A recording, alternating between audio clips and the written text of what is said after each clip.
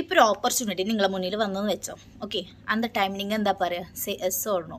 Okay, അപ്പം നമ്മൾ അവിടെ എന്താ പറയുക? യെസ് എന്ന് പറയും. ഒരു ഓപ്പർച്യൂണിറ്റി നമ്മളെ തേടി വരുന്ന സമയത്ത് നമ്മൾ എന്താക്കുക? അവിടെ യെസ് പറയാം.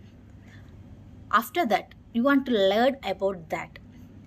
നമ്മൾ പറഞ്ഞ ആ ഓപ്പർച്യൂണിറ്റിനെ കുറിച്ചിട്ട് നമുക്ക് കൂടുതൽ പഠിക്കാൻ നോക്കാം. യെസ് പറഞ്ഞതിന് ശേഷം നമുക്ക് യെസ് പറയുന്നതിന് ബിഫോർ എന്താ ഏതെന്ന് അറിയില്ല, ഫുള്ള് ബ്ലാങ്ക് ആയിട്ടുണ്ടാവും മൈൻഡ്. പക്ഷെ യെസ് പറഞ്ഞതിന് ശേഷം നമ്മൾ എന്താക്കുക? അതിനെക്കുറിച്ച് പഠിക്കാൻ നോക്കാം. അതെന്ത് സംഭവം, ഏത് സംഭവം എന്നൊക്കെ പഠിക്കാം. അവിടെ എന്താ നമുക്ക് വരാമെന്നറിയാം? കോൺഫിഡൻറ്റ് ലെവലാണ്.